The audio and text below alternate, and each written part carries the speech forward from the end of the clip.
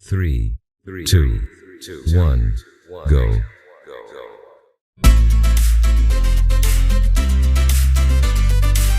Hey everyone, this is Dave A. Gardner, and you're listening to The Heart of Juliet Jones fan fiction podcast.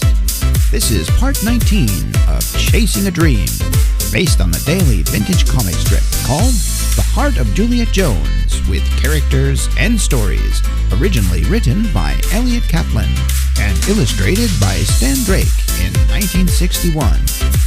The fan fiction story you are hearing today is written by Dave A. Gardner. Welcome back to a story that has the potential to brighten your day with a mix of humor, drama, and a whole lot of heart. In our last spellbinding episode, after receiving the metaphorical award for worst Shakespeare performance by an untutored amateur ever, Eve Jones officially gave up. She slammed the book shut and would not open it again to save her life. Comfort, however, caught her by surprise in the form of the handsome gentleman opposite, Mr. Glenn Sabine. Soldier boy, tell. If it had been anyone else, Eve would not have listened and stormed out of the hotel room faster than you could say dramaturgy. But this man was not just any man. He was the dictator of the Miss Teen USA pageant, and strangely seemed to care about Eve and her performance. Was he just a load of hot air, or was he actually on her side? Let's listen in to part 19, Rising to the Challenge.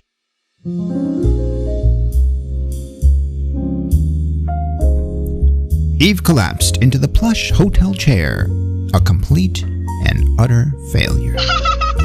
Clutching Romeo and Juliet to her lap, she reflected on how awry things had gone once she had begun reading the part of Juliet.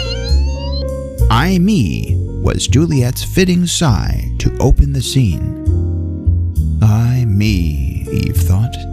How had her reading so easily begun with "Wherefore art thou Romeo," and then somehow careened out of control like a bus without brakes,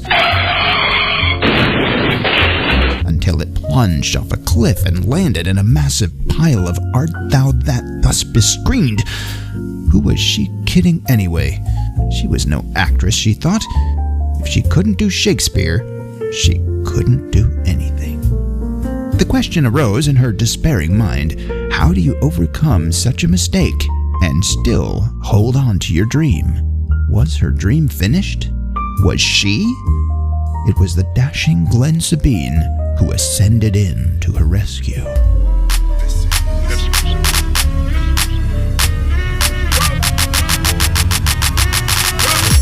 Nothing can stop me, I'm all the way up.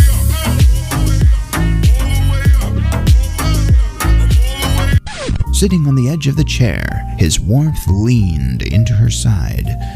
In that moment, he was her knight in shining armor, or at least her knight in a perfectly pressed suit and tie combo. "We don't expect our Miss Teenager to be a finished actress, Miss Jones." Glenn spoke comfortingly once again. "After all, Larry, Kit, Marlin..." Eve gasped as he sprang to his feet and gestured again like a Broadway superstar, one hand on his chest and the other pointing in the air. Nothing can stop me, I'm all the way up. In one unbelievably insane moment in time, Mr. Sabine displayed his awe-inspiring acting ability. If there were an audience, they would have been struck dumb in the presence of such grandeur. Wow! "We all started as frightened little walk-ons," he explained, "until the challenge produced our greatness." Suddenly, as if dark clouds on a stormy day yielded to a gorgeous blue sky that had been there all along, Eve had an epiphany.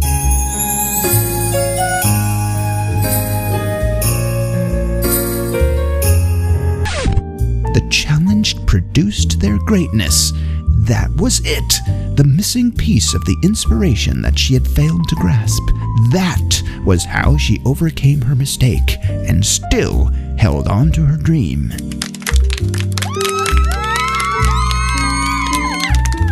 She was falling short of taking the bull by the horns and wrangling it into submission, if only she... "What are you doing, Pike?" Glenn inquired as his assistant picked up the phone. "Ordering something to drink," Pike murmured, his cigarette lazily hanging from his lip. "I need it. Milk for you, Miss Jones." Milk, Eve thought? Who did he think she was? A baby who needed suckling? Well, maybe she was in that moment, but now she knew that all she really needed was another chance. And then maybe another. And another. And just maybe one more. Then, and only then, would this babe find favor in the eyes of the host of the Miss Teenager pageant. The question was, would he find it in his heart to give it to her?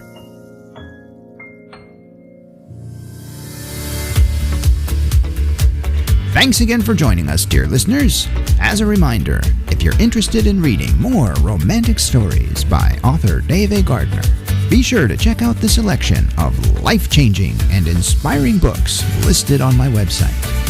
That website address is authordaveagardner.com. That's authordaveagardner.com. You've listened to The Heart of Juliet Jones Fan Fiction Podcast. Until next time, dear listeners, may joy and peace be yours. And like Juliet, may love always bloom in your heart like a rose.